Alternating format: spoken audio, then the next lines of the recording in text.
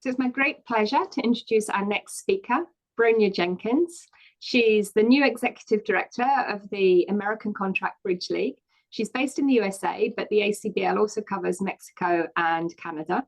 She has lots of exciting ideas about how to get more people playing bridge, so I'm sure her talk is going to inspire us. Thank you. Okay, thanks so much. Thanks to everybody for being here. Thanks to Shireen and Sam for putting this together.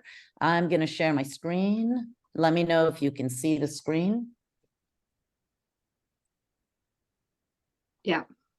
Sam, you can see it? Okay, great. Yeah, that's great.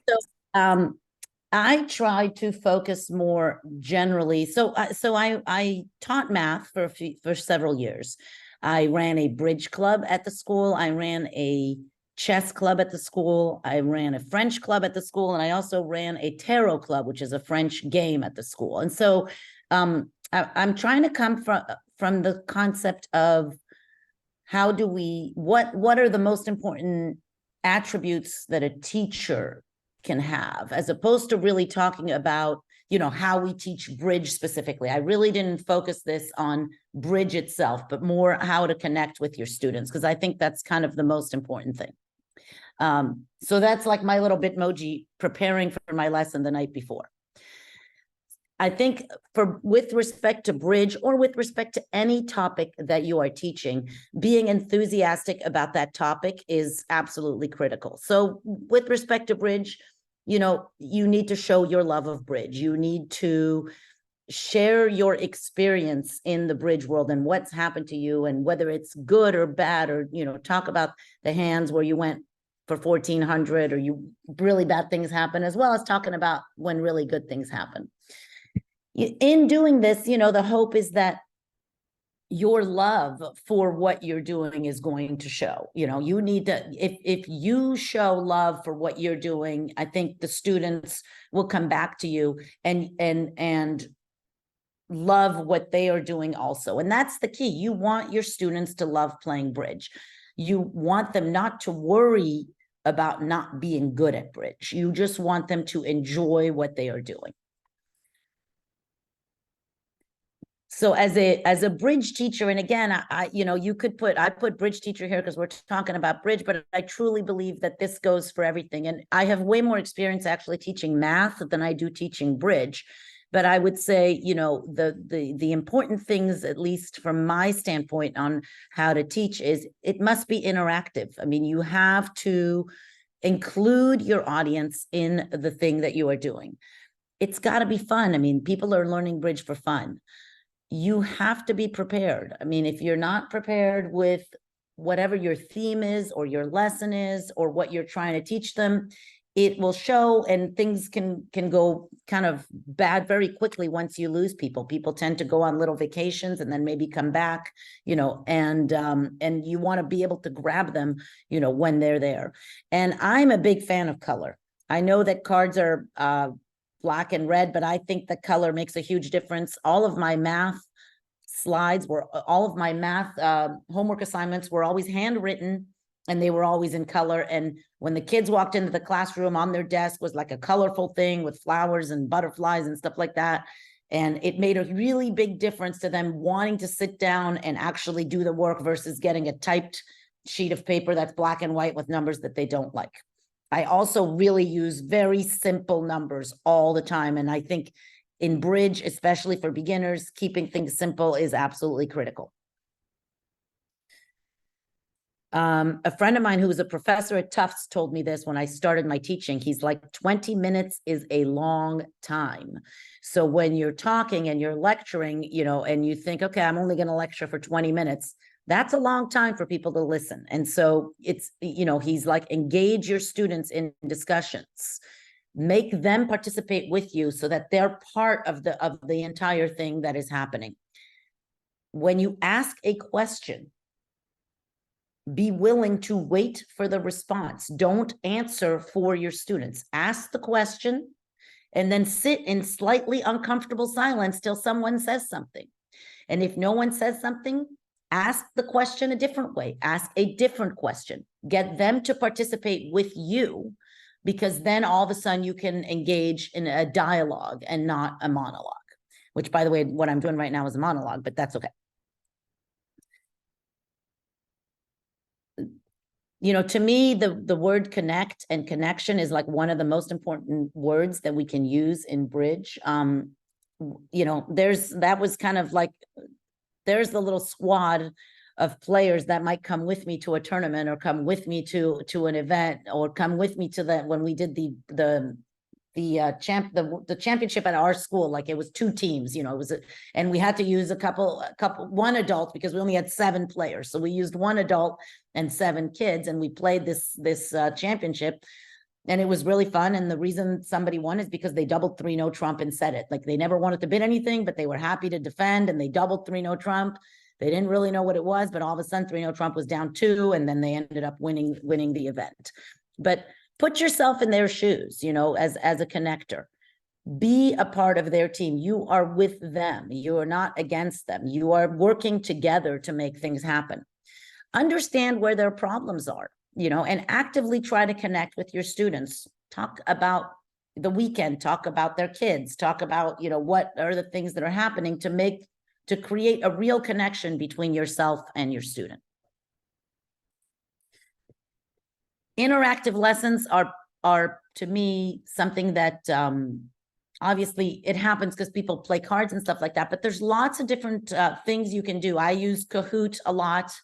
I created a thing called Calculus Pictionary. I think you could, in a face-to-face lesson, you could play Bridge Pictionary. Obviously, if you're online, you have to think of different ways to do it, but people can share screens, people can use their whiteboards. There's all sorts of things you can do that make it kind of fun. And creating friendly competition, you know, makes people learn without even realizing they're learning. All the games that I used to play, Vector Jeopardy, Calculus Pictionary, all those games, people ended up learning things without even knowing they were learning, and they'd get so excited about they're on the board drawing something and the clock is running down and people are guessing and people are screaming and yelling and it's chaos, but the chaos creates fun. And when you create fun, then all of a sudden you create an enjoyable and engaging lesson. Another thing that I think that I always used to say is, don't tell anybody this is easy. You know, this is easy is not a good thing to say, because that makes other people feel like, well, if it's easy, why am I so stupid that I don't understand it? So what I would tell people is, when they understood something, is to say, oh, I understand this, not this is easy. And there's a big difference in when you say that with the people next to you who are like, oh, you understand this? Maybe you can explain it to me, or something like that. But if they say this is easy, then they make the person to their right who doesn't think it's so easy feel like they sort of end up retreating as opposed to blooming. And then the last thing is to be ready to switch gears. If things are not going well, then you need to have a different plan in your head of what you're going to move to. If you start losing people and they're not interested, get ready and go to a different topic, a different lesson, a different plan. Just be ready to switch gears when you have to. Again, I call this bridge challenges, but it really goes to anything that people try to teach. Watch for a light bulb that goes on in people's heads. And like, if you are teaching a Zoom lesson, ask people to turn on their camera. It's important to see their faces. It was very difficult when I taught through COVID and everybody had to wear masks in our classroom. All of a sudden, you really cannot tell, okay, if people are smiling, if they're not. It's so much more difficult to see what's going on if you can't see their faces. And it's harder for them to understand what you're saying if they can't see your face. So watch for that light bulb that goes on, acknowledge that light bulb and say, oh, what did you just understand? And get them to explain to you something. I can't tell you how many times somebody would say to me in a math class, oh, I wish somebody had told me this before. I wish somebody had told me about those 4 quadrants before. And I would always laugh and say, I'm positive that you've been told this for the last 5 years of your math career. I know that we said this because I remember saying this to you last year if I had them in the class. However, the fact that they now understand it, that is the key. It doesn't matter how many times you have to say something. You will have to repeat yourself. People, it comes in and it goes right back out. So, you know, don't be afraid to repeat things, and don't be afraid to acknowledge, even if something's been repeated a bunch of times, that they now understand it. understand where their problem is. If you know that someone is stuck on something, moving along does not help. Find out, stop the lesson, say, what did, if there's one person in the class that doesn't understand, there's probably more than one person in the class that doesn't understand.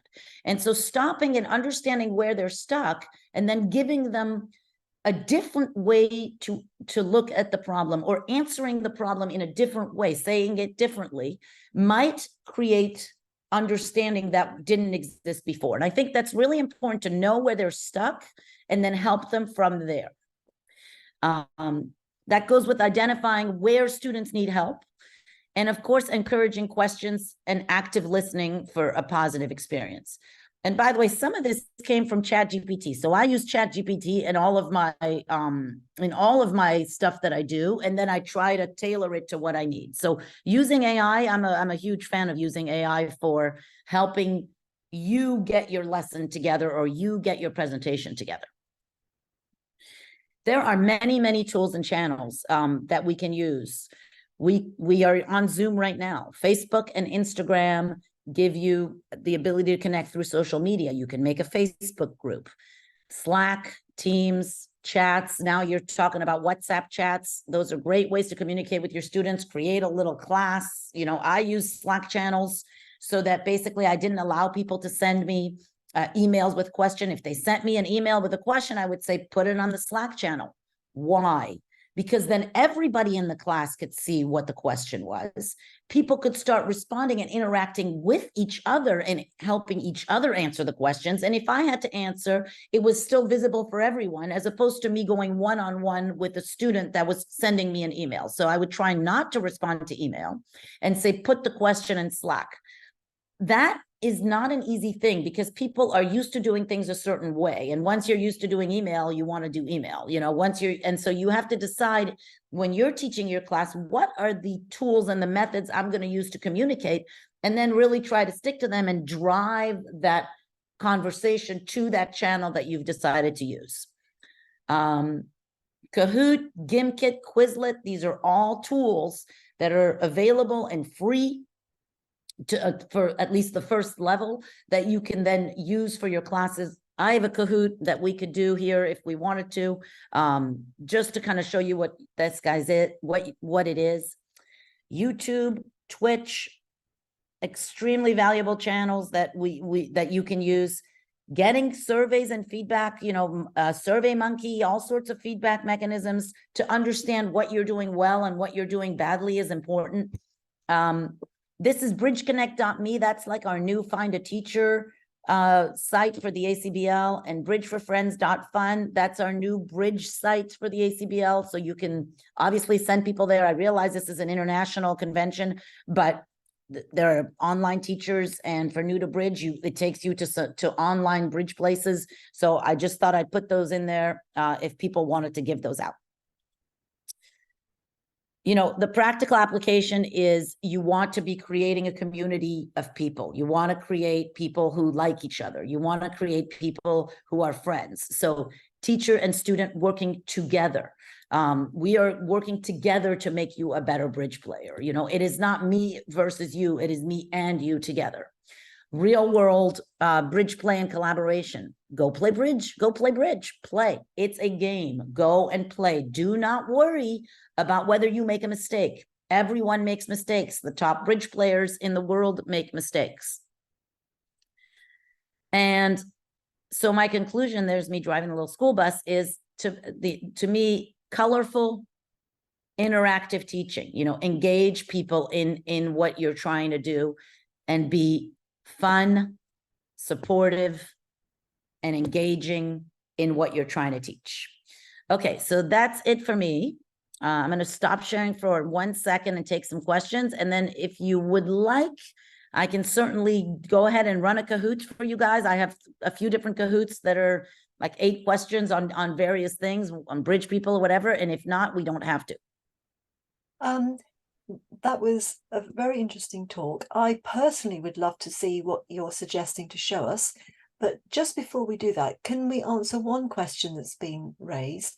Which is your approach for teaching younger players the same as for, say, let's call it middle age as well as olders. Would you say that approach goes all the way across the age groups?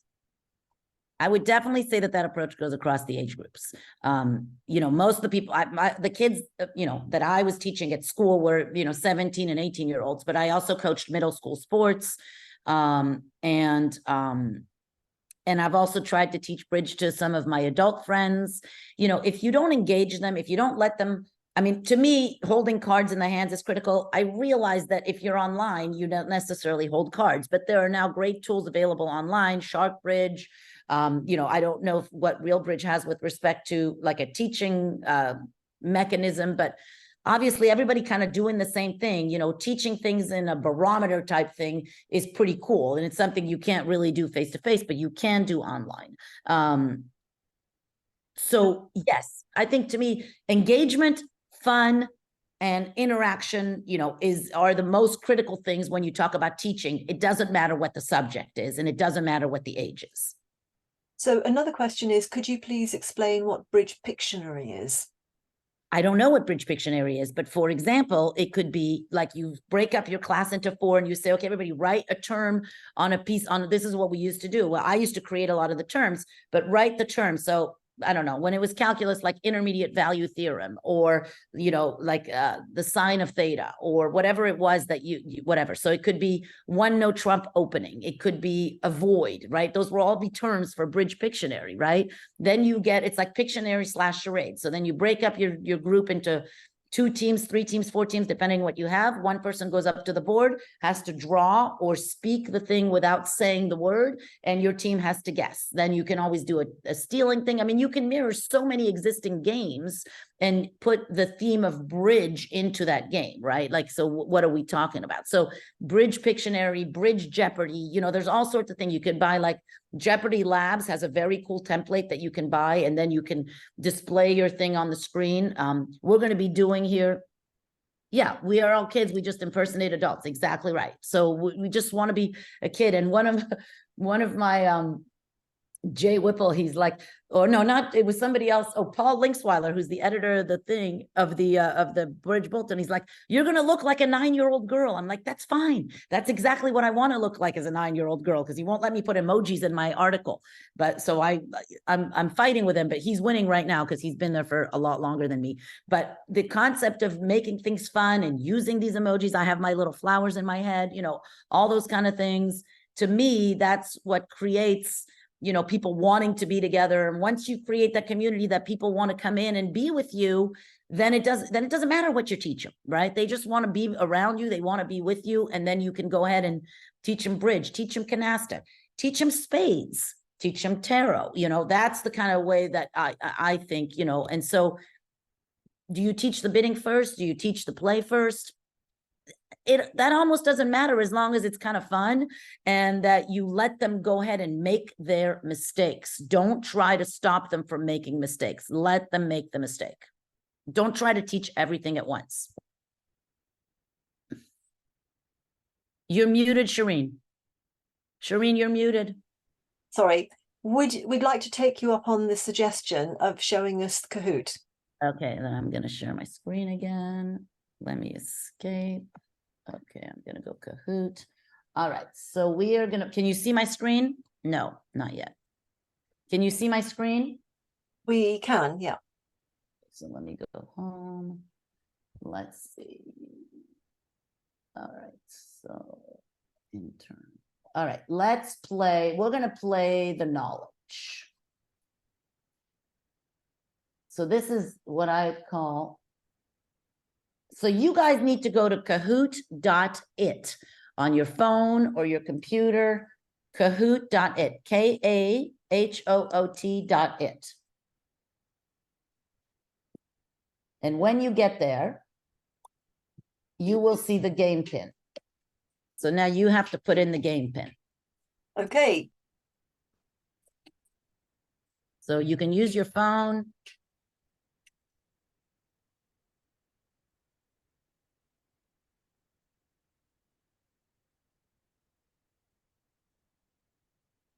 All right, we got Shireen. Shireen is first.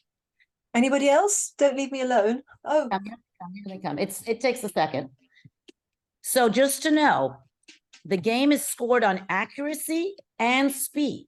Okay, so if your accuracy and speed are both part of how they score this particular game, you can use this for surveys. You can use this for all sorts of different things. This is, this is the one that I chose to make, but it could really, you can make your own. I actually purchased the second level of Kahoot so that I can have up to 1,000 people on my Kahoot, which will never happen, of course. But I think if you don't purchase the thing, the maximum you can do is 40 people on it. But obviously you can you can decide. It's not very expensive. I think it was $80 to be able to have 2,000 people or 1,000 people on it. And you can see if somebody joined with the name that you didn't like say Andy had put some bad name, you don't like what you're seeing, I can actually kick him out by clicking on his name right there. I can kick him out of the session.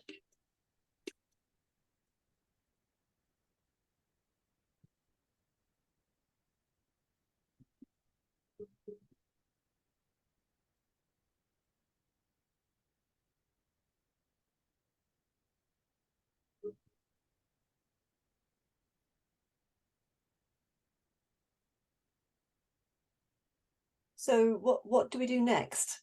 Well, I'm waiting for more. I'm waiting to make sure that you can't do anything till I start the game. So right now I'm waiting because I feel like there's probably a few more people trying to join. Although if we start the game and you're still trying to join, you can still join. You'll end up missing a couple questions, but if once we start, you'll still see that pin code on the bottom that will still allow you to join. So I'll give it 1 more minute, then I'll start.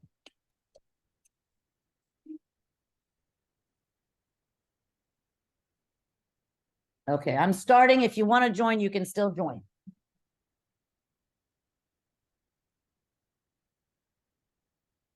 I did this with my staff at work.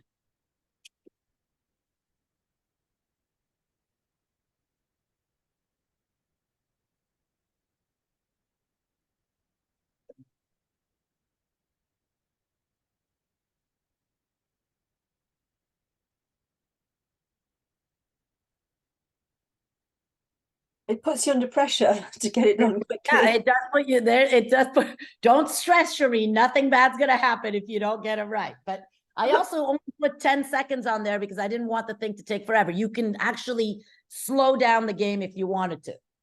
Okay. All right, Tracy B. And then it shows you at every point, where you are in the list. So these ones, you have to move them around.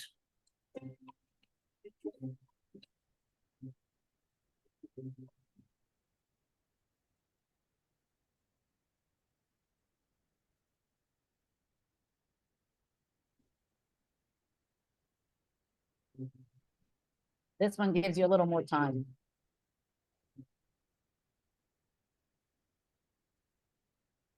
Okay.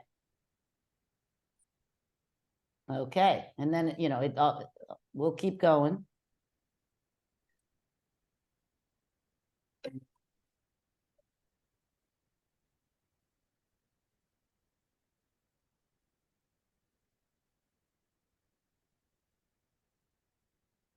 Okay, good job, everybody. Very proud of this team here.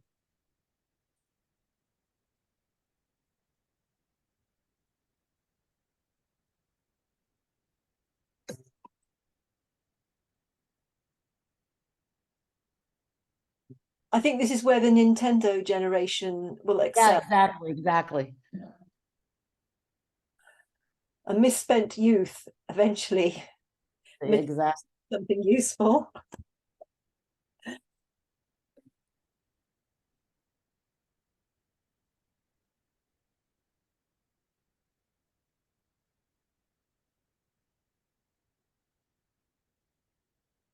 And obviously people can also misclick. So, I'm not, just because you got it wrong, doesn't, you might have misclicked.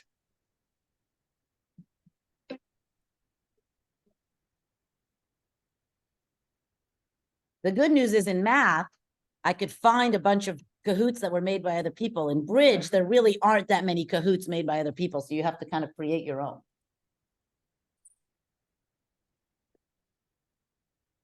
So will the other people know which ones you got right or wrong, or only the teacher knows what was right? No, it shows you everything. It shows you. Now I can skip and go to the end of the thing and show you what happens in terms of the thing, in terms of like then the podium, right? So, Okay. so I'm gonna just, I can just, and I have to kind of go through it really quick. I mean, should I let you finish? I can let you finish.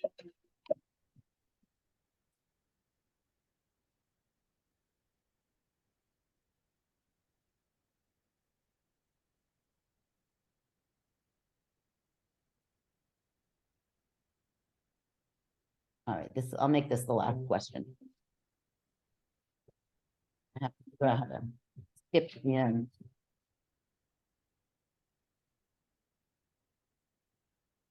I have to let the question ask, but then I'll skip it just to get you to the end. I could have picked one that only had 8 questions. See who's super quick. If you're quick, you're getting it before I end. You have to be really quick now because I'm skipping right away.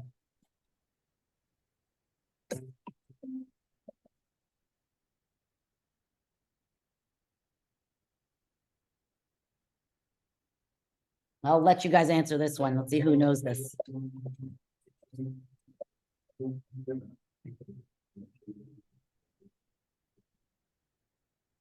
Yeah, Ike. Oh, here comes people. Hanoi is just like staying on top there. He's not letting anybody. Oh, I'll let you guys answer this one too, because this one's kind of fun. The Americans will clearly have an advantage on this one. But yeah, it was sapphire, although we should get some sapphire things. Okay, this one everybody knows.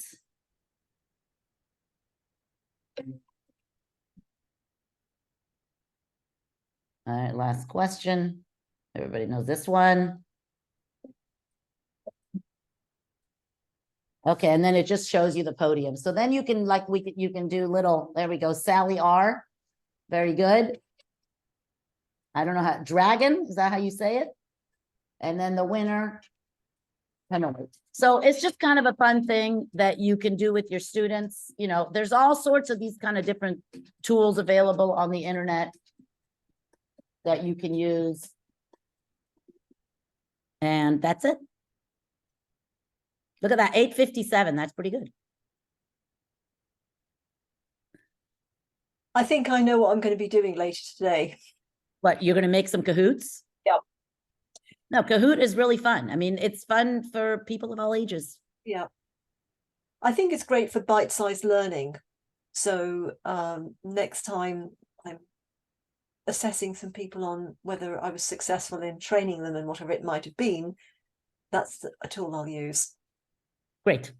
Well, thank you, everybody. I appreciate being asked to do this and, you know, fun.